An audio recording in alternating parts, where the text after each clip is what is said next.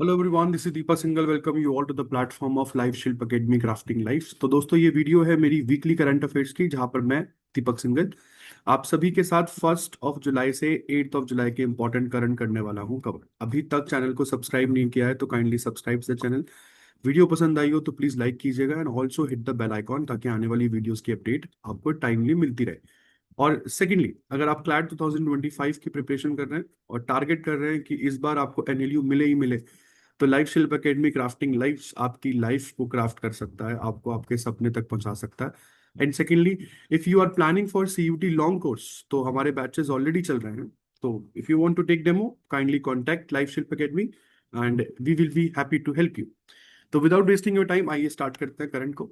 सबसे पहला है बैंक ऑफ इंडिया का अभी 70th जो है वो फॉर्मेशन ईयर मनाया गया। फाउंडेशन डे हम लोगों ने सेलिब्रेट किया 1 जुलाई को।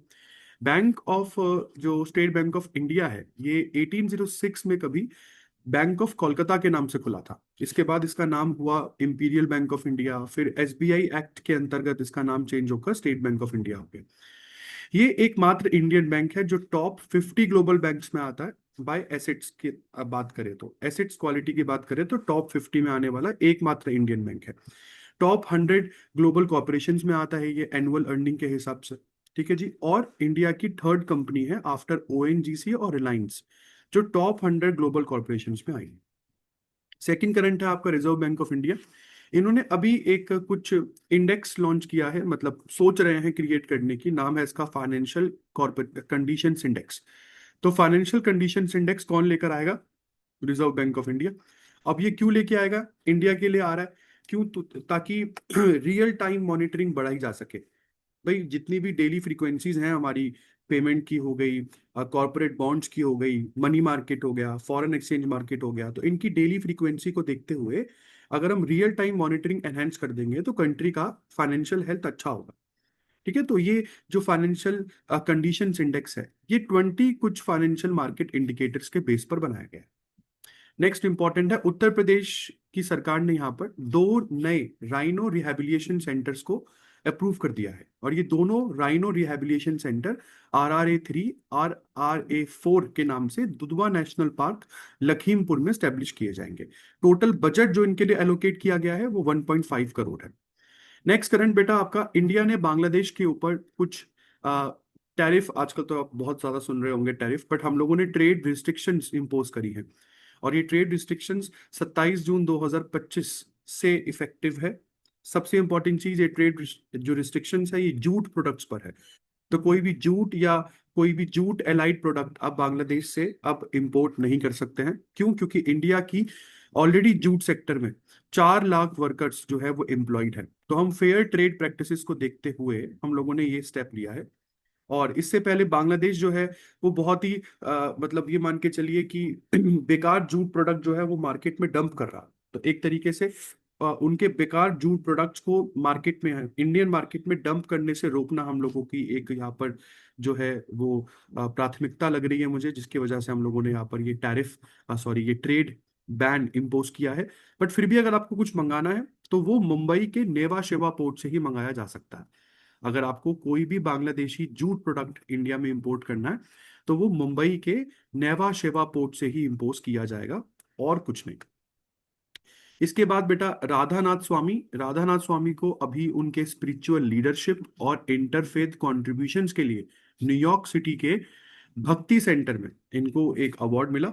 और ये अवार्ड जो है ये एक इवेंट के दौरान दिया गया, जिस इवेंट का थीम रखा गया था foundation of future. Award present किया दिलीप चौहान जी ने। और सबसे इंपॉर्टेंट चीज, राधानाथ स्वामी जो है बेटा ये इस्कॉन लीडर है। ठीक है। नेक्स्ट इंपॉर्टेंट है, हमारे इंडिया के रिसर्च एंड एनालिसिस विंग के नए चीफ पराग जैन। तो इनको 2 सालों के लिए चुना गया है। आईपीएस ऑफिसर हैं पराग जैन। और इसी के साथ CBDT, central board of direct taxes के चेयरमैन, जो पहले भी रवि अग्रवाल थे, इनको इस पोजीशन पर सेंटर ने दोबारा से रीअपॉइंट किया है। Central board of direct taxes एक एपेक्स मेकिंग बॉडी है, एक एपेक्स डिसीजन मेकिंग बॉडी है इनकम टैक्स डिपार्टमेंट की। और ये डायरेक्ट टैक्सेस से रिलेटेड जो चीजें हैं वो जनरली ओवरसी करती है, जैसे किस तरीके से डायरेक्ट टैक्सेस का एडमिनिस्ट्रेशन भारत में होना चाहिए, including income tax, corporate tax, ये सब चीजें। 1964 में बनी थी ये बॉडी। इसके बाद फ्रेंड्स आपको सभी को पता होगा ईरान की फॉर्दो साइट है ना, ईरान की फॉर्दो साइट में कुछ B2 बॉम्बर्स, अमेरिका के B2 बॉम्बर्स ने कुछ डीप पेनिट्रेशन बॉम्ब्स गिराए थे। क्योंकि फॉर्दो साइट के लिए बताया जा रहा था कि एक माउंटेनियस रीजन के नीचे न्यूक्लियर फैसिलिटी है, और दुनिया की किसी भी शक्ति के पास ये पावर नहीं थी कि वो इतना डीपली किसी भी साइट को डिस्ट्रॉय कर सकती थी। Only American army could do that, और अमेरिका ने किया भी। तो अमेरिका की ये चीज देखते हुए भारत ने भी अब सोचा है, तो इंडिया जो है वो अग्नि मिसाइल का एक नया वर्जन डिवेलप कर रहा है। और ये अग्नि मिसाइल जो है ये अग्नि 5 ICBM मिसाइल है। इसको हम लोग एक deep penetration bunker buster missile में कन्वर्ट कर रहे हैं, जो 7.5 टन का कन्वेंशनल वॉरहेड लेकर चलेगा। 7.5 टन का कन्वेंशनल वॉरहेड कितना होता है? तो मान के चलिए कि किसी भी पहाड़ी को चीरने के लिए बहुत होता है ये। ठीक है, तो इसको बहुत हाइट से ड्रॉप करोगे आप, इसमें कोई इंजन नहीं लगा होगा, बहुत हाइट से ड्रॉप करोगे आप, जिसकी वजह से ये डीपली पेनिट्रेट करेगा, और एक बार ये नीचे आ गया उसके बाद ये फटेगा। कुछ इस तरीके से ये जो बंकर बस्टर बॉम्बर्स हैं या बंकर बस्टर मिसाइल्स हैं ये काम करती हैं। वैसे तो 5,000 किलोमीटर से ऊपर की रेंज है अग्नि 5 की, बट क्योंकि 7.5 टन का कन्वेंशनल वॉरहेड लेके चलेगा, इसलिए इसकी रेंज थोड़ी बहुत शॉर्ट बताई जा रही है। 2,000 से 2,500 किलोमीटर तक की रेंज इसकी हम लोग मान के चल रहे हैं। और ये करने कौन वाला है इंडिया की तरफ से? DRDO, जिसके चेयरमैन कौन है? Doctor Sameer V Kamath. इसके बाद दोस्तों कुछ दिन हैं, जैसे 30th of June world social media day, 30th of June international day of parliamentarianism, 1 July national doctor day, और 1 जुलाई को चार्टर्ड अकाउंटेंट डे भी सेलिब्रेट होता है। अब आगे बढ़ते हैं। RBI ने हाल फिलहाल में एक रिपोर्ट दी है जिसका नाम है FSR report, financial stability report. और इस रिपोर्ट में इन्होंने सारी ग्लोबल जो अनसर्टेनिटीज है उसको देखते हुए भी इंडिया का जो बैंकिंग सेक्टर है वो काफी, मतलब फाइनेंशियल सेक्टर जो है वो काफी रिजिलियंट दिख रहा है और काफी वेल कैपिटलाइज दिख रहा है। रिजर्व बैंक ऑफ इंडिया की FSR रिपोर्ट में ये बताया गया, फाइनेंशियल स्टेबिलिटी रिपोर्ट। उन्होंने ये भी बताया कि जो कमर्शियल बैंक्स के एसेट क्वालिटी है वो इम्प्रूव हुआ है। इंडिया का जो ग्रॉस नॉन परफॉर्मिंग एसेट है GNPA, मतलब बैंकों का जो नुकसान है, वो अपने डेकेड के, बहुत सारे डेकेड के लोएस्ट लेवल पर पहुंच गया है। कैपिटल एडिक्वेसी रेशियो जो है बैंक का, वो भी कंफर्टेबली मिनिमम्स के ऊपर ही है, मतलब जितना मिनिमम बैंक का CRAR होना चाहिए वो उससे ऊपर ही चल रहा है। और ये सारी चीजें जो है ये RBI के गवर्नर संजय मल्होत्रा बता रहे हैं, हाईलाइट कर रहे हैं कि किस तरीके से हमारे इंडिया का इकोनॉमिक स्टेबिलिटी बहुत हेल्दी तरीके से आगे चल रहा है। इसके बाद friend securities and exchange board of India ने सभी इंटरमीडियरीज जो होते हैं, इंटरमीडियरीज मतलब कौन? देखो आपको पता होगा स्टॉक मार्केट में अगर आप लोगों को पैसा लगाना है तो आपको किसी इंटरमीडियरी की जरूरत पड़ेगी, और वो इंटरमीडियरी कौन होता है? ब्रोकर होता है। तो स्टॉक मार्केट, ब्रोकर, और फिर आते हैं क्लाइंट्स। अब क्लाइंट्स को स्टॉक मार्केट में एंट्री देने से पहले आपको उनका KYC कराना होता है, नो योर कस्टमर। तो पहले ये KYC प्रोसेस जो था ये आधार बेस्ड होता था, आधार बेस्ड की वजह से काफी टाइम लगता था, कभी कभी आधार के सर्वर डाउन हो जाते थे तो नहीं हो पाता था। तो ब्रोकर्स को अब सेबी ने क्या बोला है कि अब आप NPCI, national payments corporation of India ने जो E KYC सेतु सिस्टम बनाया है, आप उसका यूज कर सकते हैं। अब ये E KYC सेतु सिस्टम बहुत आसान है यूज करना, KYC झटपट हो जाती है, और ऐसे में ज्यादा से ज्यादा क्लाइंट्स को हम लोग स्टॉक मार्केट में ऑनबोर्ड कर पाएंगे। ईज ऑफ डूइंग बिजनेस भी हमारा बढ़ेगा, ठीक है, और कस्टमर ऑनबोर्डिंग प्रोसेस में भी काफी सिंप्लिसिटी देखने को मिलेगी। इसके बाद फ्रेंड्स आगे बात करते हैं IIP, index of industrial production. Index of industrial production report अभी मिनिस्ट्री ऑफ स्टैटिस्टिक्स और प्रोग्राम इम्प्लीमेंटेशन ने अभी लॉन्च करी है 30th ऑफ जून को। और इसमें ये बताया है कि इंडिया का इंडस्ट्रियल सेक्टर जो है ये कॉन्ट्रैक्ट कर रहा है। अगर आप देखें तो ये नीचे की तरफ जा रहा है। हालांकि कई सालों में बढ़िया चल रहा था, अगर इसी साल की बात करें तो मतलब जनवरी 2025 तक अपने पीक पर था ये 5.2%। और तब से अगर हम देखें तो ये निरंतर नीचे की तरफ ही जा रहा है। तो इन्होंने ये बोला है कि सेक्टर वाइज अगर हम परफॉर्मेंस की बात करें तो मैन्युफैक्चरिंग सेक्टर में भी जो है वो डिक्लाइन देखा गया, मतलब वो 2.6% पहुंच गया। और जो कभी मई या अप्रैल में 5.1 या 3.1 के आसपास होता था। माइनिंग सेक्टर भी कॉन्ट्रैक्ट हुआ है बाय 0.15%। ठीक है जी। और इलेक्ट्रिसिटी सेक्टर भी कॉन्ट्रैक्ट हुआ है बाय 5.8%। तो ये सब चीजें अच्छी नहीं है। इंडिया का इंडस्ट्रियल सेक्टर थोड़ा बहुत स्लो डाउन हो रहा है according to this industrial index of industrial production report. इसके बाद बेटा आसियान और इंडिया का एक क्रूज डायलॉग हुआ। अभी क्रूज मतलब शिप पर ही डायलॉग हुआ, इसलिए नाम रखा गया इसका क्रूज डायलॉग। तो कौन सी शिप पर हुआ? नाम है इसका MV एम्प्रेस। ये शिप कहाँ पर खड़ा था? चेन्नई पोर्ट। आसियान में कितने देश आते हैं, 10 कंट्रीज। और इस पूरी समिट का थीम क्या रखा गया, फोकस जो था वो था ASEAN India corporation fund and trade and investment, और दूसरा था ASEAN India cruise tourist circuits. तो यहाँ पर ट्रेड और इन्वेस्टमेंट की बातें हुई और टूरिज्म उसको कैसे एनहांस करे उसकी बातें हुई। इस पूरे की पूरे समिट में इंडिया ने आसियान कंट्री से अपनी एक्ट ईस्ट पॉलिसी के बारे में बात करी, मतलब किस तरीके से हम आसियान के साथ एंगेजमेंट ज्यादा बढ़ा सकते हैं। सस्टेनेबल टूरिज्म की बात करी अंडर सागरमाला प्रोजेक्ट। तो ये सारी चीजें इन लोगों के साथ में बातें यहाँ पर हुई। इसके बाद इंडिया का पहला वुडन गुरुद्वारा जो है, जिसका नाम है श्री नानक निवास, इसको पंजाब के फजिलिका में इनॉग्रेट कर दिया गया है। कारपेंटर का नाम है इकबाल सिंह, जो लुधियाना बेस्ड कारपेंटर है, और अब्रॉड में ऐसे कई सारे वुडन स्ट्रक्चर्स ये बना चुके हैं। इसके बाद फ्रेंड्स, लद्दाख ने इनॉग्रेट किया अपना पहला एस्ट्रो टूरिज्म फेस्टिवल, है ना। तो लद्दाख का पहला एस्ट्रो टूरिज्म फेस्टिवल किधर हुआ, लेह में हुआ। और इंपॉर्टेंट क्यों है बेटा ये 2 दिन तक चला। और लद्दाख टूरिज्म डिपार्टमेंट के साथ Indian institute of astrophysics, Kashmir university और इसरो के कई सारे साइंटिस्ट यहाँ पर आपको देखने को मिले। इंपॉर्टेंट इसलिए है क्योंकि ये लद्दाख को आने वाले इंडिया का एस्ट्रो टूरिज्म हब बना सकता है, क्योंकि एक तो हाइट ऑल्टीट्यूड अच्छा है, क्लाइमेट काफी ड्राई रहता है, और वहाँ पे लो लाइट पोल्यूशन है, पोल्यूशन ऑफ लाइट भी काफी कम है। तो आप लोगों को एस्ट्रो टूरिज्म में क्या देखने को मिलता है, आप अपनी गैलेक्सी को ऑब्जर्व कर सकते हो। तो एक बढ़िया चीज है ये। इसके बाद बेटा, इंडिया ने अंडर 5 मोर्टिलिटी रेट में 78% तक का रिडक्शन हम लोगों ने यहाँ पर देखा, जबकि ग्लोबली कितना रिडक्शन हुआ, 61%। तो ग्लोबली अगर हम इसको कंपेयर करें तो इंडिया में अंडर 5 मोर्टिलिटी रेट में ज्यादा रिडक्शन देखने को मिला, 78%। अच्छा है या बुरा है, ये तो बहुत अच्छी बात है। मतलब बच्चे हमारे इंडिया में कम मर रहे हैं, इसका मतलब हमारे इंडिया में हेल्थ केयर फैसिलिटीज अच्छी चल रही हैं, है ना। तो ये कौन सी रिपोर्ट में बताया गया, United Nations inter agency group for child mortality estimation report, उसमें ये बताया गया। इसमें बताया गया कि अंडर 5 मोर्टिलिटी में तो 78% का रिडक्शन है ही है, मतलब नियोनेटल मोर्टिलिटी में भी ग्लोबल रिडक्शन से इंडिया में ज्यादा रिडक्शन देखने को मिला, 70%। और जीरो डोज चिल्ड्रन में भी रिडक्शन 0.11% से 0.06% में देखने को मिला। तो ये जो पूरा inter agency group for child mortality estimation है, ये पूरी रिपोर्ट किन किन बॉडीज के कोलैबोरेशन से बनाई जाती है। तो इसमें यूनिसेफ आता है, WHO आता है, वर्ल्ड बैंक आता है, एंड UN देसा आता है। ठीक है जी। तो ये बहुत इंपॉर्टेंट है। इसमें नियोनेटल मोर्टिलिटी का मतलब क्या होता है, वो बच्चे जो पैदा होते ही 28 दिनों के अंदर मर जा रहे हैं। और अंडर 5 मोर्टिलिटी का मतलब क्या होता है, वो बच्चे जो पैदा होने के 5 साल के अंदर मर रहे हैं। ठीक है, तो ये हो गया। इसके बाद बेटा, करूर वैश्य बैंक और शेमा जनरल इंश्योरेंस के बीच में एक एग्रीमेंट हुआ, और इस एग्रीमेंट को कहा जाता है बैंक अश्योरेंस। अब ये बैंक अश्योरेंस एग्रीमेंट क्या होता है जी, देखिए, बैंक अश्योरेंस एग्रीमेंट का मतलब होता है जब एक बैंक के साथ एक इंश्योरेंस कंपनी आकर एग्रीमेंट कर लेती है, जिसमें इंश्योरेंस कंपनी बैंक के कस्टमर को अपने इंश्योरेंस प्रोडक्ट्स जो है वो सेल ऑफ करती है। इस एग्रीमेंट को बैंक अश्योरेंस कहते हैं। तो मतलब शेमा general insurance Karur Vysya bank के कस्टमर को अपने इंश्योरेंस प्रोडक्ट्स सेल ऑफ करेगी।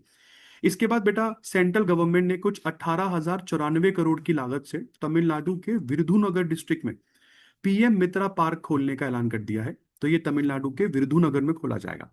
यहाँ पर मित्रा का मतलब है mega integrated textile reason and apparel park. और आपको मैं पहले ही बता दूं, जैसे कि आपको समझ में आ रहा होगा कि ये पार्क जो है ये टेक्सटाइल से रिलेटेड है, अपैरल से रिलेटेड है। तो तमिलनाडु इंडिया का already top most textile producer है, एक्सपोर्टर है। तो इस पार्क की वजह से तमिलनाडु के एक्सपोर्ट्स को बूस्ट किया जा सकेगा, एक सस्टेनेबल टेक्सटाइल इंफ्रास्ट्रक्चर वहां पे डेवलप किया जा सकेगा। तो एक अच्छी चीज है। इसके बाद बेटा, गुजरात की गवर्नमेंट ने यहाँ पे जन सुरक्षा संतृप्ति अभियान चलाया है। जन सुरक्षा संतृप्ति अभियान क्या होता है, गुजरात की गवर्नमेंट चाहती है कि हमारे स्टेट में रहने वाले जितने भी सिटीजन्स हैं उन सभी को 100% कवरेज मिले। कौन सी स्कीम्स में, कुछ सेंट्रल गवर्नमेंट स्कीम्स और स्टेट गवर्नमेंट स्कीम्स की। भाई सरकारें स्कीम तो चला देती हैं, बट हम लोगों के पास उन स्कीम के बेनिफिट नहीं पहुंचते क्योंकि हमको पता ही नहीं होता, राइट। तो इस पूरी की पूरी स्कीम का एम क्या होगा कि आप लोगों तक सारे वेलफेयर प्रोग्राम्स 100% कवरेज तक पहुंचे। जैसे प्रधानमंत्री जीवन ज्योति बीमा योजना, प्रधानमंत्री सुरक्षा बीमा योजना, अटल पेंशन योजना, जनधन योजना। तो ये सारे प्लान्स जो है ये गुजरातियों को 100% तक कवर करे। तो इसलिए ये 3 महीने तक चलेगा संतृप्ति अभियान। 1 जुलाई से शुरू हो गया है, 30 सितंबर तक यहाँ पर चलेगा। इसके बाद Pakistan United nation security council का जुलाई मंथ का प्रेसिडेंट बन गया है, आपको पता ही होगा। बली वैसे तो हंसने वाली खबर है, बट ठीक है। यूनाइटेड नेशन सिक्योरिटी काउंसिल का जो जुलाई मंथ का प्रेसिडेंट कौन है? पाकिस्तान।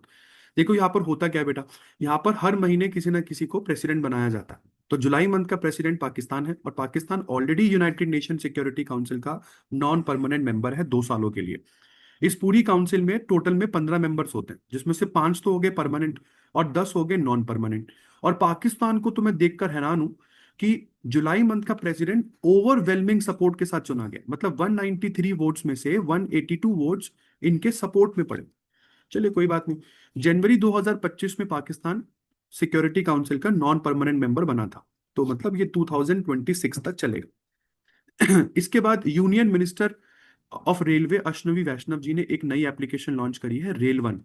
इस एप्लीकेशन में सारी रेलवे से जो कनेक्टेड सारी चीजें हैं वो आपको एक ही प्लेटफॉर्म पर मिल जाएगी। जैसे 3% डिस्काउंट के साथ आप अनरिजर्व टिकट्स और प्लेटफॉर्म टिकट्स को बुक कर पाएंगे, अपनी ट्रेन को ट्रैक कर पाएंगे, ग्रीवियांस अगर आपको कुछ बुक करना है तो वो कर पाएंगे, केटरिंग सर्विसेज के बारे में पूछ पाएंगे, पोर्टर बुकिंग करेंगे, और लास्ट माइल टैक्सी कनेक्टिविटी भी आप लोगों को यहाँ पर मिलेगी। हाँ, रिजर्व्ड टिकट बुकिंग के लिए आपको अभी भी आईआरसीटीसी का प्लेटफॉर्म ही यूज करना है, ये याद रहे। रिजर्व टिकट बुकिंग के लिए अभी भी आईआरसीटीसी का प्लेटफॉर्म ही आप लोगों को यूज करना है, उसके लिए कोई एप्लीकेशन नहीं। इसके बाद इंडियन नेवी में आईएनएस तमाल नाम का एक वॉरशिप जो है ये इंडक्ट कर लिया गया है। कहा जा रहा है कि ये इंडिया के द्वारा इंडक्ट किया जाने वाला आखिरी फॉरेन मेड वेसल होगा, क्योंकि आईएनएस तमाल जो है ये हम लोगों ने रशिया से लिया है। तो इसका कमीशनिंग सेरेमनी रशिया के ही कैलिनिनग्राड में हुआ। ठीक है। वहां पर कौन सा शिपयार्ड है? यंतर शिपयार्ड, जहां पर ये पूरी कमीशनिंग सेरेमनी हुई। और आईएनएस तुशील, ये तुशील क्लास का पहला शिप है। ठीक है। आईएनएस तुशील जो था ये तुशील क्लास का पहला शिप था, जिसको हमने पिछले ही साल कमीशन किया था। और अब एक और शिप हमने यहाँ पर कमीशन कर लिया है, आईएनएस तमाल। देखने वाली बात यह है कि ये दोनों शिप्स हमने रशिया से ही परचेज करे थे। ठीक है। हालांकि मिल तो बहुत पहले जाने चाहिए थे, पर रशिया यूक्रेन वॉर की वजह से चीजें थोड़ी सी आगे बढ़ गई। ऊपर से इस शिप का मोटो क्या है? आईएनएस तमाल का मोटो है सर्वत्र सर्वदा विजय, मतलब हर जगह विक्ट्री। ओके। और यहाँ पर ये सर्वत्र जो सर्वदा विजय नाम का ये मोटो है, ये इंडियन नेवी के मोटो से भी काफी मैच करता है। इंडियन नेवी का मोटो क्या है? Combat ready, credible, cohesive, future and future ready force, safeguarding national maritime interest any time anywhere. तो इसके साथ भी ये मोटो जो है ये काफी हद तक मैच करता है। इसके बाद friends, Mazagon dock shipyard, sorry ship builders limited में जो एमडीएल कंपनी है गवर्नमेंट ऑफ इंडिया की, उन्होंने आईएनएस उदयगिरी डिलीवर कर दिया है। आईएनएस उदयगिरी जो वैसे यार्ड 12652 के नाम से जाना जाता है, ये प्रोजेक्ट 17A स्टेल्थ फ्रीगेट के अंतर्गत डिलीवर होने वाला दूसरा शिप है। इसको याद रखिएगा। और ये 17A स्टेल्थ फ्रीगेट प्रोजेक्ट जो है ये एक्चुअली में प्रोजेक्ट 17 का ही फॉलो अप है। तो प्रोजेक्ट 17 के अंतर्गत शिवालिक क्लास की शिप्स या फ्रीगेट्स एमडीएल बनाता था। तो अब ये जो प्रोजेक्ट 17A है, इसके अंतर्गत आप लोग 7 शिप्स बनाएंगे, जिसमें से ये दूसरी शिप है जो डिलीवर हुई है। ठीक है जी। तो आगे बढ़ते हैं। इसके बाद बेटा air marshal S Shiva Kumar जो है ये एयर ऑफिसर इंचार्ज एडमिनिस्ट्रेशन इन्होंने संभाल लिया है। तो he is now the air officer in charge administration. और ये कहाँ बैठेंगे? ये दिल्ली में बैठेंगे। उसी तरीके से रिजर्व बैंक ऑफ इंडिया ने केशवन रामचंद्रन जी को अपना एग्जीक्यूटिव डायरेक्टर भी अपॉइंट कर लिया है। ये कुछ इंपॉर्टेंट अपॉइंटमेंट्स हो गई। इसके बाद ग्लोबल यूनिकॉर्न इंडेक्स पर आते हैं। देखो, यूनिकॉर्न कंपनीज वो कंपनीज होती हैं जिनकी टोटल वर्थ 1 बिलियन से ऊपर चली जाती है, $1 बिलियन से ऊपर। और ऐसी ग्लोबल कंपनीज इंडिया में टोटल मिला के 64 है। और यूनिकॉर्न कंपनीज के हिसाब से भारत दुनिया में तीसरे नंबर पर आता है, थर्ड नंबर पर। सबसे ऊपर खड़ा है यूएस। यूएस के पास 758 यूनिकॉर्न कंपनीज है, कैन यू इमेजिन। चाइना के पास 343 यूनिकॉर्न कंपनीज है, हमारे पास 64 है, बट ठीक है, हम दुनिया के थर्ड नंबर पर तो आते हैं। और इंडिया की टॉप यूनिकॉर्न कंपनीज में है जेरोधा, ड्रीम 11, रेजर पे। इन सब की वैल्यूएशन देखिए, $1 बिलियन से ऊपर है। इसके बाद United nation sustainable development goal index, जो ये बात करता है कि आप कितने गोल्स आपने अचीव कर लिए। देखो बेटा, COP21 के नाम से एक समिट हुआ था पेरिस में, जिसमें हम लोगों ने टोटल मिला के 17 गोल्स जो है ये चुने थे। आपको मेरी एक वीडियो में मिल जाएगा ये, जो मैंने पिछले मंथ रिकॉर्ड करा था। तो 17 गोल्स में से आपको सारे ये गोल्स बाय 2030 तक जो है वो अचीव करने हैं। तो ये 2015 में चुने गए थे। 15 साल के अंदर आपको ये 17 गोल्स अचीव करने हैं, जिसमें जीरो हंगर, वेलबींग, मतलब क्या कहते हैं, गुड हेल्थ एंड वेलबींग, ऐसे कई सारे गोल्स आते हैं। तो ये 17 गोल्स जो जो कंट्री अच्छी अच्छी तरीके से अचीव करती है, उनकी रैंक एसडीजी इंडेक्स में ऊपर हो जाती है। तो इंडिया की पहली बार रैंकिंग एसडीजी इंडेक्स में 100 से नीचे आई है। तो हम लोग पहली बार 99th रैंक पर खड़े हैं। आज तक कभी ऐसा नहीं हुआ कि इंडिया 100 से नीचे, मतलब टॉप 100 कंट्रीज में इंडिया आता हो। हालांकि यहाँ पर नंबर 1 पर फिनलैंड, नंबर 2 पर स्वीडन, नंबर 3 पर डेनमार्क है। इंडिया 99th नंबर पर है। इसके बाद दोस्तों वर्ल्ड यूएफओ डे 2 जुलाई को सेलिब्रेट होता है। वर्ल्ड स्पोर्ट्स जर्नलिस्ट डे 2 जुलाई को सेलिब्रेट होता है। International plastic bag free day 3 जुलाई को सेलिब्रेट होता है। और अब मैं आ रहा हूँ सीबीडीटी पर अगेन। तो ये मैं बात कर चुका हूँ हालांकि, बट फिर भी आपको एक बार बता दूं, central board of direct taxes जो है, उन्होंने कॉस्ट इन्फ्लेशन इंडेक्स, जो पहले कभी 363 होता था, इसको बढ़ाकर 376 कर दिया है। तो कितना परसेंट बढ़ा दिया इसको? 3.3% कॉस्ट इन्फ्लेशन इंडेक्स को बढ़ा दिया। अब आप बोलेंगे सर ये होता क्या है? देखो यार, कॉस्ट इन्फ्लेशन इंडेक्स एक्चुअली में एक ऐसा इंडेक्स है जिसको यूज किया जाता है प्राइस को एडजस्ट करने के लिए। कौन से प्राइस को? एसेट्स के प्राइस को एडजस्ट करने के लिए इस इंडेक्स को यूज किया जाता है। और मतलब कैसे प्राइस इंडेक्स होते हैं? देखो, हम लोग ये चाहते हैं कि जो भी एसेट आप खरीदे या बेचे, मतलब लॉन्ग टर्म एसेट, तो उनकी जो वैल्यू होती है, वो वैल्यू इन्फ्लेशन की वजह से ना बढ़ी हो, मतलब उनकी वैल्यू रियल में बढ़ी हो। फॉर एग्जाम्पल, अगर मैंने कोई प्रॉपर्टी आज 5 करोड़ की खरीदी, उसको मैंने 15 की बेच दिया, तो वो इन्फ्लेशन की वजह से मुझे 10 करोड़ का फायदा ना हुआ हो। मतलब उस प्रॉपर्टी की एक्चुअल वैल्यू हो, इन्फ्लेशन वहां पे कोई रोल ना प्ले करता। इसके लिए उस प्रॉपर्टी की एक्चुअल वैल्यू कैलकुलेट करने के लिए अपन यहाँ पर कॉस्ट इन्फ्लेशन इंडेक्स का यूज करेंगे। तो कॉस्ट इन्फ्लेशन इंडेक्स जो है वो क्या चीजों के लिए बनाया गया है? तो ये इस मैकेनिज्म पर काम करता है कि लैंड और बिल्डिंग जैसे एसेट्स की में आपके रियल प्रॉफिट जो है वो रिफ्लेक्ट हो, ना कि inflation driven profits. Inflation driven profit से कोई लेना देना नहीं है आपका। रियल प्रॉफिट्स आपकी प्रॉपर्टी के आपको पता होनी चाहिए।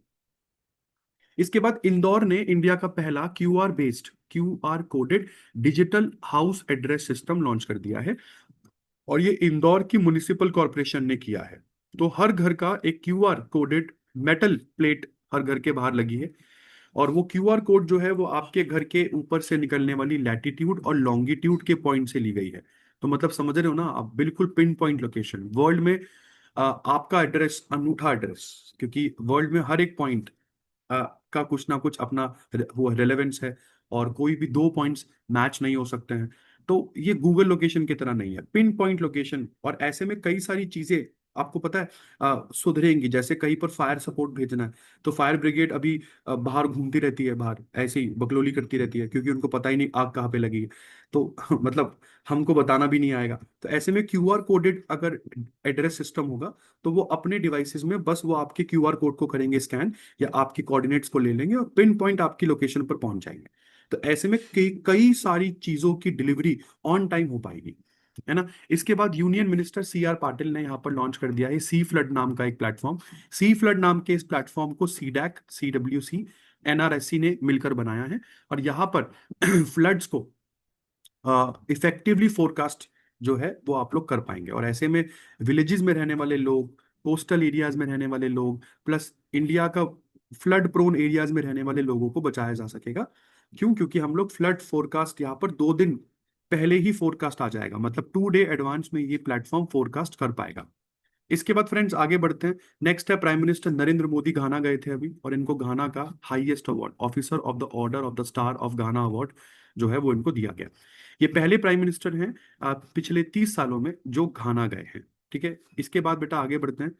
India quantum mission, national quantum mission के जो चेयरमैन आपको यहाँ पर दिख रहे हैं वो है अजय चौधरी। अजय चौधरी ने यहाँ पर साफ शब्दों में बोल दिया है कि भाई हमको एक पावरफुल क्वांटम कंप्यूटर चाहिए, और अगर हमसे पहले ये क्वांटम कंप्यूटर किसी और के पास आ गया तो वो इजीली आरबीआई के साइबर सिक्योरिटी डिफेंसेस को आराम से ब्रेक कर देगा। और कब तक? 2028 2029 तक इन्होंने टाइमलाइन बताई है कि एक पावरफुल क्वांटम कंप्यूटर आरबीआई के साइबर सिक्योरिटी डिफेंस को जो है वो आराम से ब्रेक कर देगा। इंडिया का फाइनेंशियल सिस्टम क्रिपल हो जाएगा। तो इन्होंने बोला आरबीआई के लिए कि भाई 4 से 5 साल में आपको एक क्वांटम सिक्योर ट्रांजिशन डेवलप करने की जरूरत है, ये जानते हुए कि चाइना जो है वो क्वांटम एडवांसमेंट्स में हमसे काफी आगे चल रहा है। तो अगर आरबीआई को चाहिए कि इंडिया का फाइनेंशियल सिस्टम क्रिपल ना हो, तो आपको ये सारी चीजें देखनी पड़ेंगी। 4 जुलाई को बेटा अमेरिकन इंडिपेंडेंस डे सेलिब्रेट होता है। और इंडिया का जीएसटी कलेक्शन, आप ये मान के चलिए 2021 के मुकाबले अगर मैं 2025 में देखूं, तो इंडिया का जीएसटी कलेक्शन ऑलमोस्ट डबल हो गया। पहली बार ऐसा हो, पिछले 5 सालों का रिकॉर्ड तोड़ दिया इसने। इस बार की जीएसटी कलेक्शन में सरकार को 22.08 लाख करोड़ रुपए जो हैं वो मिले हैं, जो कभी 2021 के फाइनेंशियल ईयर में 11.37 लाख करोड़ हुआ करते थे। इसके बाद बेटा रिजर्व बैंक ऑफ इंडिया ने बताया कि अभी जो हम लोगों ने 2000 के नोट बंद करे थे अंडर क्लीन नोट पॉलिसी, उसमें से सारे नोट वापस नहीं आए। केवल 98.29% ऑफ नोट्स जो है वो आरबीआई को वापस मिले हैं, नॉट ऑल द नोट्स। और आरबीआई के बारे में खैर ये सारे स्टैटिक पॉइंट्स है, इसको देख लेना, मेरी हर स्लाइड में आपको ये मिलेंगे। इसके बाद फ्रेंड्स आगे बढ़ते हैं। इंडिया ने बायोफ्यूल कंजम्पशन पे अगेन टॉप मारा है, बट बाकी कंट्रीज के मुकाबले नहीं, हम लोगों ने चाइना को पीछे छोड़ा है बस। बायोफ्यूल जो है वो आज का फ्यूल है, इसको जलाने से एक तो कार्बन डाइऑक्साइड का एमिशन बहुत कम होता है, और ये हम लोगों ने दूसरी लगातार बार किया है। मतलब पिछले साल भी 2023 में भी अगर आप देखें तो चाइना को हम लोगों ने पीछे छोड़ा था बायोफ्यूल कंजम्पशन में, और इस साल की रिपोर्ट में भी हम लोगों ने चाइना को पीछे छोड़ा है। हालांकि वो बात अलग है कि सबसे ज्यादा बायोफ्यूल यहाँ पर यूएस यूज करता है, फिर सेकंड नंबर पर ब्राजील, थर्ड नंबर पर इंडोनेशिया, और हम यहाँ पे फोर्थ नंबर पर आते हैं ग्लोबली। बट चाइना से आगे है, तो इसलिए थोड़ी बहुत शांति है हमें। इसके बाद बेटा पुडुचेरी जो है, इन्होंने ट्यूबरक्लोसिस स्क्रीनिंग को अपने फैमिली एडॉप्शन प्रोग्राम के साथ इंटीग्रेट कर लिया है। तो अब फैमिली इंटीग्रेशन प्रोग्राम क्या होता है भाई, यहाँ पर मेडिकल स्टूडेंट्स जो होते हैं ना पुडुचेरी के, वो 3 से 5 फैमिलीज को अडॉप्ट कर लेते हैं 3 सालों के लिए। और फिर उन फैमिलीज के सभी की सभी मेंबर जो है ना, उनका जो रूटीन टेस्ट है वो होता है, हर साल रूटीन टेस्ट होता है।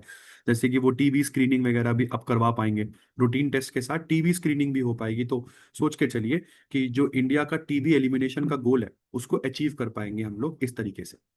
इसके बाद बेटा गुजरात जो है ये 1 करोड़ इन्वेस्टर क्लब में आ गया है। इंडिया का तीसरा स्टेट बन गया है जहां पर सेबी रजिस्टर्ड अपना 1 करोड़ से ज्यादा स्टॉक मार्केट इन्वेस्टर्स आपको देखने को मिलेंगे। सेबी रजिस्टर्ड 1 करोड़ से ज्यादा स्टॉक मार्केट इन्वेस्टर्स। वैसे सबसे पहले महाराष्ट्र था, फिर उसके बाद यूपी हुआ, और अब तीसरा स्टेट जो 1 करोड़ इन्वेस्टर क्लब में आ गया है दैट इज गुजरात। इसके बाद फ्रेंड्स गवर्नमेंट ने यहाँ पर 1 लाख करोड़ का जो प्रोक्योरमेंट है उसको अप्रूव कर दिया है। तो इंडिया जो है वो 1 लाख करोड़ के डिफेंस इक्विपमेंट्स, और सभी मेड इन इंडिया होंगे, वो प्रोक्योर करेगा। और ये प्रोक्योरमेंट अप्रूव किसने करी है, डैक ने, डिफेंस एक्विजिशन काउंसिल, जिसके हेड होते हैं इंडिया के डिफेंस मिनिस्टर जो अभी हैं राजनाथ सिंह जी। तो यहाँ पर कौन कौन सी चीजों को अडॉप्ट किया जाएगा, मतलब खरीदा जाएगा, और ये सब ऑपरेशन सिंदूर के बाद हो रहा है। ऑपरेशन सिंदूर में आपको पता ही है जिस तरीके से हम लोगों ने प्रिसीशन अटैक किया, तो इंडिया की कैपेसिटीज जो है वो दुनिया को पता लगी। यहाँ पर armoured recovery vehicle, electronic warfare system, integrated common inventory management system, surface to air missile जैसी कई सारी चीजें हम लोग यहाँ पर प्रोक्योर करेंगे। इसके बाद बेटा 5 जुलाई को international day of cooperative celebrate होता है। और ये वाला पॉइंट हम लोग पढ़ चुके हैं ना, कि जो आरबीआई ने एफएसआर बताया था, फाइनेंशियल स्टेबिलिटी रिपोर्ट, अब इसमें यह बताया गया है कि बैंकों का जो एसेट क्वालिटी इंप्रूव हुआ है, वो इसलिए नहीं हुआ कि बैंक कुछ कर रहे हैं हवाबाजी कर रहे हैं बैंक। बैंकों का एसेट क्वालिटी इंप्रूव इसलिए हुआ है कि इन लोगों ने लोन्स को राइट ऑफ कर दिया। राइट ऑफ का मतलब, जैसे मैंने अपनी किताबों से आपका दिया हुआ लोन हटा दिया, तो उसमें क्या होगा कि वो एनपीए में काउंट ही नहीं होगा। मैंने बैकएंड वालों को बोल दिया कि भाई दीपक से पैसे लेते रहना, छोड़ना मत इसे, बट हमारी बुक से ना दीपक की एंट्री हटा दो। उससे क्या होगा, कल को किसी को पता नहीं लगेगा कि हमारा नुकसान कितना है। तो आरबीआई की एफएसआर रिपोर्ट ने ये बोला कि जो बैंकों की एसेट क्वालिटी इंप्रूव हो रही है, जो बैंकों का जीएनपीए अपने मल्टी डेकेड के लो पर खड़ा है, वो इसलिए है क्योंकि बैंक्स राइट ऑफ कर रहे हैं लोन्स को। तो ये बड़ा इंपॉर्टेंट चीज है। मतलब मान के चलिए कि फाइनेंशियल ईयर 2024 में कभी 29.5% लोन्स को राइट ऑफ किया गया था। इस फाइनेंशियल ईयर में 31.8% लोन्स को इन्होंने राइट ऑफ किया है। और ये बड़ा इंपॉर्टेंट काम है यार, जबकि सबसे गलत चीज है ये। यहाँ पर जीएनपीए में सबसे ज्यादा कंट्रीब्यूशन किस सेक्टर का है, तो एग्रीकल्चर सेक्टर का सबसे ज्यादा कंट्रीब्यूशन। इसके बाद फ्रेंड्स आईएफसी जो है, ये वर्ल्ड बैंक ग्रुप का एक मेंबर है आईएफसी। ठीक है, तो इन्होंने बोला कि हम लोग 460 करोड़ देंगे इंडिग्रिड को। इंडीग्रिड क्या है? ये इंडिया का सबसे बड़ा बैटरी एनर्जी स्टोरेज सिस्टम है। ठीक है, बैटरी एनर्जी स्टोरेज सिस्टम, यहाँ पे बैटरीज को स्टोर किया जाएगा, और ये गुजरात में खुल रहा है। ठीक है जी। तो ये इंडीग्रिड जो है, ये इंडिया का पहला इंफ्रास्ट्रक्चर इन्वेस्टमेंट ट्रस्ट भी है। और ऐसे में इंडिया की पावर कैपेसिटी, इंडिया का ईवी के प्रति जो हमारा जो एम है, वो सब हम आराम से अचीव कर पाएंगे। इसके बाद फ्रेंड्स, केरला ने यहाँ पर केरला का पहला स्किन बैंक इनॉग्रेट कर दिया है केरला के तिरुवनंतपुरम मेडिकल कॉलेज में। ऐसे में बर्न इंजरीज की वजह से जो प्लास्टिक सर्जरी करवाने के लिए स्किन नहीं मिलती थी, स्किन बैंक से वो स्किन्स वगैरह आराम से हो पाएंगे। और ये इनॉग्रेशन 15 जुलाई, जब दुनिया world plastic surgery day celebrate करती है, उस दिन हम लोगों ने ये पहला स्किन बैंक केरला का इनॉग्रेट किया। इसके बाद इनकम टैक्स डिपार्टमेंट ने यहाँ पर कॉस्ट इन्फ्लेशन इंडेक्स को नोटिफाई किया है, वही जो हम लोगों ने पहले सीबीडीटी के बारे में पढ़ा था, कि सीबीडीटी ने कॉस्ट इन्फ्लेशन इंडेक्स को कम कर बढ़ा दिया, 363 से बढ़ाकर इसको 376 के आसपास कर दिया। उसी कॉस्ट इन्फ्लेशन इंडेक्स को इनकम टैक्स डिपार्टमेंट ने भी अब नोटिफाई कर दिया है। ठीक है, और वो कॉस्ट इन्फ्लेशन इंडेक्स क्या करता है वो मैंने आपको यहाँ पर पहले ही बता दिया। इसके बाद फ्रेंड्स आगे बात करते हैं। नेताजी सुभाष अपना Subhash university of sports and entrepreneurship, ये खुल रही है चिंसुरा में, हुगली के चिंसुरा में। तो ये पहले आपको बता दूं, बड़ी इंपॉर्टेंट यूनिवर्सिटी होने वाली है, क्योंकि इंडिया की पहली डेडिकेटेड स्पोर्ट्स यूनिवर्सिटी होगी। यहाँ पर स्पोर्ट्स रिलेटेड ही जो कोर्सेज है वो पढ़ाए जाएंगे। इसके बाद बेटा, रशिया बन गया है दुनिया का पहला देश जिसने अफगानिस्तान की तालिबान गवर्नमेंट को रिकॉग्नाइज कर लिया है। आपको पता होगा, अगस्त 2021 में यूएस के जाने के बाद अफगानिस्तान को तालिबानियों ने टेक ओवर कर लिया था। और इसी के बाद कई सारी कंट्रीज जो है उन्होंने अपनी एम्बेसीज बंद कर ली थी। वो बात अलग है कि चाइना, दुबई, उज्बेकिस्तान, पाकिस्तान जैसी कंट्रीज ने अपने एम्बेसडर्स, अपनी एम्बेसीज काबुल में दोबारा खोली। बट अभी तक इन देशों ने भी अफगानिस्तान की तालिबान गवर्नमेंट को रिकॉग्नाइज नहीं किया है। और रशिया बन गया है पहला कंट्री जिसने तालिबान गवर्नमेंट को यहाँ पे रिकॉग्नाइज किया। इसके बाद friends, SRN Mehta CBSE school की जो टीम है, उन्होंने नासा का स्पेस सेटलमेंट डिजाइन कॉन्टेस्ट 2025 जीत लिया है। फर्स्ट प्राइज इनको मिला है, इस टीम को मिला है। तो ये पूरा की पूरा इवेंट जो था, ये 21 जून 2025 को इंटरनेशनल स्पेस डेवलपमेंट कॉन्फ्रेंस में हुआ, मतलब के दौरान हुआ। और ये इंटरनेशनल स्पेस डेवलपमेंट कॉन्फ्रेंस कहाँ पर है? फ्लोरिडा, ऑरलैंडो में। ठीक है, तो स्टूडेंट्स यहाँ पर डिलीवर कर रहे थे कुछ पोस्टर, कुछ oral presentations before space experts and astronauts. Total मिला के 4900 से ज्यादा स्टूडेंट्स यहाँ पर अवेलेबल थे फ्रॉम 25+ कंट्रीज। और इंडिया की एक SRN Mehta CBSE school team को यहाँ पर फर्स्ट प्राइज मिल गया है। तो अपने आप में एक मतलब गजब की बात है। फिर प्राइम मिनिस्टर नरेंद्र मोदी यहाँ पे त्रिनिदाद टोबैगो भी गए। त्रिनिदाद टोबैगो जो कि कैरिबियन कंट्री है, और वहां पे अभी हाल फिलहाल में एक इंडियन ओरिजिन की प्राइम मिनिस्टर भी इलेक्ट हुई थी, जिसको मैंने अपने करंट में कवर किया है। क्या नाम है इनका? कमला प्रसाद बिसेसार। तो कमला प्रसाद बिसेसार ने प्राइम मिनिस्टर मोदी को यहाँ पर अपने कंट्री का हाईएस्ट लेवल का सिविल अवार्ड जो है वो दिया। क्या नाम है सिविल अवार्ड का? Order of the Republic of Trinidad and Tobago. इसके बाद आपको बता दूं, कई सालों से कोई नहीं गया यहाँ पर। तो मतलब 1999 के बाद ये पहले पीएम है जो यहाँ पर गए हैं। इसके बाद बेटा, डी गुकेश ने यहाँ पर रैपिड चेस टाइटल जीत लिया है। रैपिड चेस टाइटल कहाँ पर और कौन सा प्रोग्राम था? ये प्रोग्राम था super United rapid and Blitz 2025, जो कि क्रोशिया की कैपिटल जैग्रेब में हो रहा था। यहाँ पर कई सारे मैचेस में इन्होंने, डी गुकेश ने मैग्नस कार्लसन को हराया, इनकी ईगो को हर्ट किया। इसके बाद बेटा, सब लेफ्टिनेंट आस्था पूनिया, ये पहली विमेन बन गई है, पहली विमेन जिनको इंडियन नेवी के फाइटर स्ट्रीम में इंडक्ट किया गया है। तो मतलब पहली women fighter fighter pilot in Indian navy कौन है? आस्था पूनिया। तो यहाँ पर जितने भी जेंडर बाइस है, इनको इन्होंने ब्रेक किया। और यहाँ पर अगर आप देख रहे हैं तो इनको विंग्स ऑफ गोल्ड दिया जा रहा है। विंग्स ऑफ गोल्ड, बिल्कुल। तो जब किसी फाइटर पायलट को इंडक्ट करना होता है तो यहाँ पर विंग्स ऑफ गोल्ड दिया जाता है उन्हें। तो ये विंग्स ऑफ गोल्ड कौन दे रहा है? रियल एडमिरल जनक बेवली। रियल एडमिरल जनक बेवली यहाँ पर आस्था पूनिया जी को विंग्स ऑफ गोल्ड दे रहे हैं। इसके बाद 6 जुलाई को बेटा वर्ल्ड जोनोसिस डे सेलिब्रेट होता है। 6 जुलाई को world rural development day celebrate होता है। और फिर आ जाता है यहाँ पर security exchange board of India. इन्होंने हाल फिलहाल में एक अमेरिकन कंपनी है जेन स्ट्रीट, इसको बैन कर दिया है। इसको बैन कर दिया है, इनके सारे एसेट्स को फ्रीज कर लिया है जो इंडिया में है। इनके कितने एसेट्स को फ्रीज किया है? 4844 करोड़ के एसेट।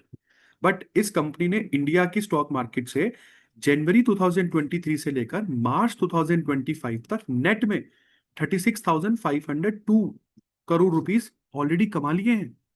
तो ये एसेट जो आपने फ्रीज किए हैं, ये तो उसके सामने कुछ भी नहीं है। अच्छा, इसने किया क्या? ये मैनिपुलेशन कर रहे थे स्टॉक मार्केट में। अगर किसी चीज का दाम 20 रुपए है, ठीक है, तो उस चीज के दाम को आप मैनिपुलेट करके 40 रुपए ले जाओ और लोगों को फिर 40 में बेच दो। 40 में आपने बेच दिया। भाई देखो, स्टॉक मार्केट में पैसा कमाने के लिए बाय और सेल दोनों ऑपरेशंस का होना जरूरी है। ठीक है, बाय और सेल। तो ये क्या करते थे, ये 20 रुपए की चीज को बढ़ा के 40 रुपए करते थे, मतलब मैनिपुलेट करते थे। तो लोग 40 में खरीद लेते थे और फिर मतलब इनका माल बिक गया और लोगों ने खरीद लिया। और फिर जब ये उसको बेचने पर आते थे, तब प्राइस ऑटोमेटिकली सेटल हो जाता था 20 रुपीज पर, जो उसका ओरिजिनल प्राइस है। फिर ये माल को 20 रुपए में दोबारा खरीद लेते थे। मतलब लोगों को बेचा 40 में और खुद खरीद लिया 20 में। तो इनको तो डबल का मुनाफा हो गया। इसको कहते हैं मैनिपुलेशन। और ये पूरे पूरे साल नहीं किया करते थे, मतलब ये हर महीने की एक्सपायरी होती है, एक एक्सपायरी जब कॉन्ट्रैक्ट्स वगैरह एक्सपायर हो रहे होते हैं, कभी इसके ऊपर अलग से वीडियो बनाऊंगा। तो एक्सपायरी डे वाले दिन ये सारा धांधला होता था। तो सेबी ने इनके सारे एसेट्स को फ्रीज कर दिया, चेन स्ट्रीट नाम की अमेरिकन कंपनी। इसके बाद बेटा कोलंबिया और उज्बेकिस्तान बन गए हैं new members of new development bank. New development bank BRICS का बैंक है। और अभी टोटल मिलाकर न्यू डेवलपमेंट बैंक के टोटल मेंबरशिप जो है वो 11 कंट्रीज को मिल चुकी है। ठीक है, तो ब्रिक्स देशों का बैंक है न्यू डेवलपमेंट बैंक, जिसका हेडक्वार्टर चाइना के शंघाई में है। इसके बाद बेटा आगे बात करते हैं। फाइनेंस मिनिस्ट्री ने यहाँ पर सभी सेंट्रल गवर्नमेंट एम्प्लॉयज को बोल दिया है कि जो डेडलाइन पहले 30 जून की थी, उसको बढ़ाकर हम लोगों ने 30 सितंबर कर दिया है। तो इस डेडलाइन से पहले आपको चूज करना है कि आपको यूनिफाइड पेंशन स्कीम में जाना है या आपको नेशनल पेंशन स्कीम में जाना है। अच्छा, ये आपको मैं बता दूं कि यूनिफाइड पेंशन स्कीम नई लॉन्च हुई है पिछले ही साल। तो अब दोनों ही पेंशन स्कीम्स को मैं कभी एक बार कंपेयर करूंगा अपने इस चैनल पर जरूर, तो उसको जरूर देखिएगा। इसके बाद राजस्थान की गवर्नमेंट ने बेटा Pandit Deendayal Upadhyay poverty free village scheme चलाई है। तो सभी की सभी 5,000 गांव को ये लोग गरीबी रेखा से ऊपर लेकर आएंगे। और यहाँ पर ये क्या कर रहे हैं, ये बिलो पॉवर्टी लाइन फैमिलीज को 1-1 लाख रुपए तक की मदद कर रहे हैं, ताकि वो अपने छोटे छोटे बिजनेस, इनकम जनरेटिंग वर्क वो चला ले।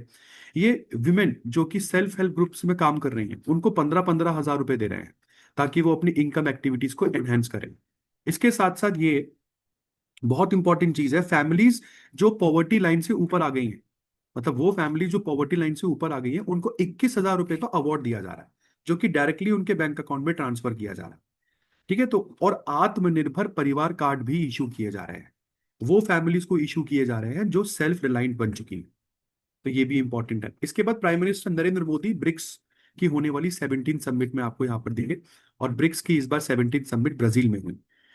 ये समिट 6 से 7 जुलाई के बीच में ब्राजील के रियो डो जेनेरियो में हुई बेटा। और इस समिट में हम लोगों ने ग्लोबल साउथ के लिए support, responsible use of AI, दुनिया में शांति और सिक्योरिटी, इस पर बात करी। प्लस सबसे इंपॉर्टेंट चीज जो मुझे लगी ब्रिक्स समिट में, वो है पहलगाम अटैक को यहाँ पर कंडेम किया गया।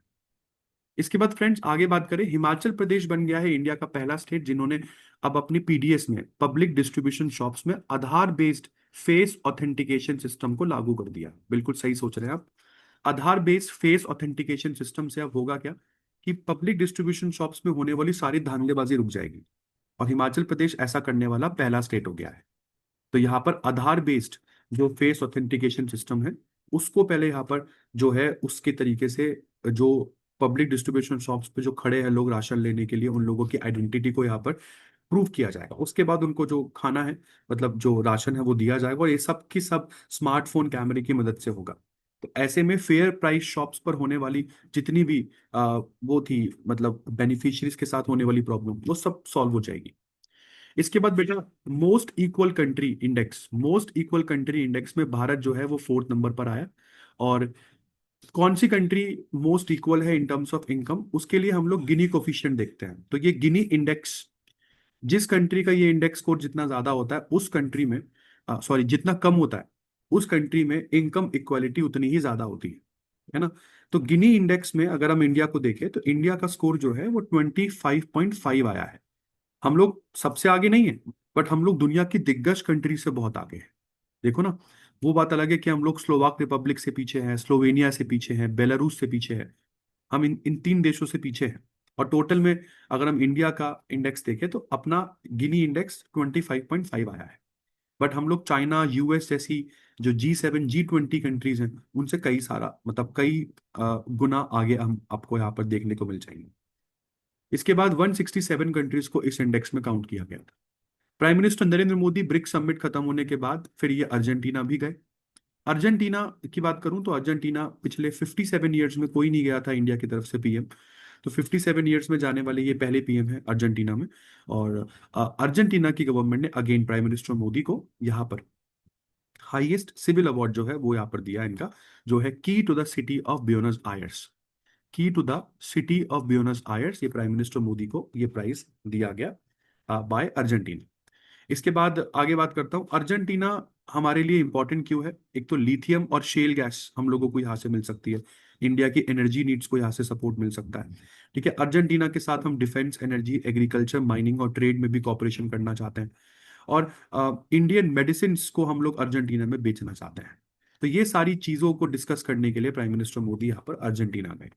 इसके बाद दीपिका पादुकोण इंडिया की पहली इंडियन एक्ट्रेस हैं जिनको Hollywood walk of fame star में इंक्लूड किया गया। आपको बता दूं ये 2026 की ऑनरीज में से ऐसी 35 पर्सनालिटीज में से एक है जिनको दुनिया जानती है। 35 पर्सनालिटीज जैसे कि Miley Cyrus, Emily Blunt, Rachel McAdams, Gordon Ramsay, Marion Cotillard, इसमें दीपिका पादुकोण भी आप लोगों को देखने को मिल रही है। इसके बाद बेटा सुरीनाम की पार्लियामेंट ने पहली बार एक महिला को प्रेसिडेंट इलेक्ट किया है। नाम क्या है इनका, Jennifer Geerlings Simon. She is the first female president of Suriname. इसके बाद फ्रेंड्स, फ्रांस जो है वो हैदराबाद में एक फैसिलिटी खोलने वाला है। और यहाँ पर जो रफाल जेट्स में यूज होने वाले M88 इंजन हैं उनको मेंटेन किया जा सकेगा और ओवरहॉल। तो ये फैसिलिटी हैदराबाद में खुल रही है जो कि M88 इंजन के मेंटेनेंस और ओवरहॉल पर फोकस करेगी। तो ऐसे में हम लोगों को no more dependency on France. Elon Musk ने यहाँ पर अमेरिका के डोनाल्ड ट्रंप के साथ जो इनका ब्रोमांस खत्म हुआ उसके बाद अपनी खुद की पार्टी लॉन्च कर दी है, अमेरिका पार्टी। कुछ कुछ इंडिया में जैसा होता है वैसा ही समझ में आ रहा है आजकल यूएस में। क्योंकि इलॉन मस्क बताया जा रहा है कि डोनाल्ड ट्रंप के द बिग ब्यूटीफुल एक्ट के अगेंस्ट थे, बट ये एक्ट फिर भी पास हुआ। और 4 जुलाई को डोनाल्ड ट्रंप ने सिग्नेचर करे, वही जब अमेरिकन इंडिपेंडेंस डे सेलिब्रेट हो रहा था। और उसी के बाद यहाँ पर इलॉन मस्क जो धमकी दे रहे थे कि मैं अपनी पार्टी बना लूंगा, और इन्होंने बना ली। तो इन्होंने बोला ये पार्टी जो है ये अमेरिकन को उनकी फ्रीडम, खोई हुई फ्रीडम उनको रिस्टोर करेगी। ठीक है, तो ये आपको आपकी आजादी वापस करेगी।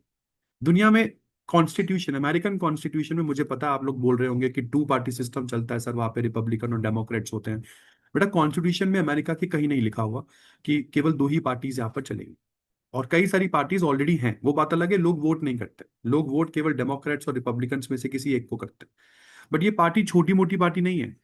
क्यों? क्योंकि इस पार्टी को दुनिया के सबसे अमीर आदमी की बैकिंग है, विच इज इलॉन मस्क। इसके बाद बेटा अनंत टेक्नोलॉजीज 2028 तक भारत में शायद सैटेलाइट इंटरनेट सर्विसेज लॉन्च कर देगा। और ये सैटेलाइट इंटरनेट सर्विसेज लॉन्च करने वाला इंडिया में पहला है। और आपको बता दूं ये इंडियन कंपनी है, बट ये इंडियन प्राइवेट कंपनी है। ठीक है, और अगर आपको सैटेलाइट से कोई भी सर्विस ऑफर करनी है तो आपको इन स्पेस से ऑथराइजेशन लेनी पड़ेगी। इन स्पेस का मतलब है Indian national space promotion and authorisation centre. तो इन्होंने इनस्पेस से ऑथराइजेशन ले ली है और 2028 तक बताया जा रहा है कि ये स्पेस से ब्रॉडबैंड सर्विसेज को लॉन्च करेंगे। तो नो मोर टार्स, कोई वायर नहीं है, एक रिसीवर आपके घर में लगेगा, दैट्स इट। उस रिसीवर को आप कहीं पर भी लेके घूमो, ब्रॉडबैंड आपके साथ चलेगा। और यहाँ पर 100 Gbps कैपेसिटी की सैटेलाइट्स जो है ये प्लान कर रहे हैं, मतलब कुछ 3,000 करोड़ का खर्चा यहाँ पर आएगा। और ऑफ कोर्स कुछ कुछ सरकार भी सपोर्ट करेगी ना। इसके बाद वर्ल्ड बॉक्सिंग कप 2025 में इंडिया ने अभी तक सबसे ज्यादा मेडल जीते हैं अभी तक के इतिहास में। टोटल मिला के 11 मेडल जीते हम लोगों ने, जिसमें 3 गोल्ड रहे, 5 सिल्वर रहे, 3 ब्रॉन्ज रहे। गोल्ड मेडलिस्ट हमारी तरफ से जो थी वो है साक्षी, जैस्मीन और नुपुर जी। तो ये हिस्टोरिक माइलस्टोन है इंडिया के बॉक्सर्स के लिए ऑन ग्लोबल स्टेज, है ना। और तो ये वर्ल्ड बॉक्सिंग कप सबसे इंपॉर्टेंट चीज हो कहाँ पे रहा था, तो ये कजाकिस्तान के अस्ताना में हो रहा था।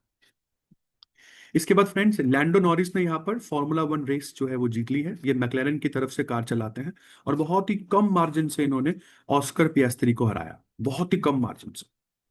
इसके बाद फ्रेंड्स इंडिया ने एज बेस्टन में अपनी पहली टेस्ट विक्ट्री रजिस्टर करी। हालांकि हम लोग टेस्ट सीरीज यहाँ पर जो है फर्स्ट टेस्ट मैच जो है वो इंग्लैंड को हार चुके हैं, तो बट फिर भी हम लोगों ने एज वेस्टर्न में अपनी पहली टेस्ट विक्ट्री जो है वो रजिस्टर करी और हमने इंग्लैंड की टीम को 336 रन से हराया, जो कि अभी तक के हमारे इतिहास में लार्जेस्ट अवे टेस्ट विक्ट्री है। 336 रन के मार्जिन से इंग्लैंड की टीम को यहाँ पर हमने अस्त पस्त कर दिया। इसके बाद फ्रेंड्स और आखिरी करंट आज के इस वीक का, this is global forgiveness day जो हम 7 जुलाई को सेलिब्रेट करते हैं। आई होप वीडियो आपको पसंद आई होगी और फास्टली मैनर में हम लोगों ने पूरे महीने भर की इंपॉर्टेंट करंट को कर लिया है कवर। अच्छी लगी हो तो प्लीज चैनल को सब्सक्राइब करना, वीडियो को लाइक करना and also hit the bell icon. Comment sections are always open. और देखिए आप लोगों के लिए ही बना रहा हूँ ये वीडियोस, मुझे वैसे कुछ मिलने वाला नहीं है इन वीडियो से। मुझे ये लगता है कि आप लोगों के एग्जाम्स में जो क्वेश्चंस आने वाले हैं वो आप लोगों को आराम से समझ में आ जाए। तो मिलते हैं नेक्स्ट वीडियो में, तब तक के लिए धन्यवाद। Thank you so very much.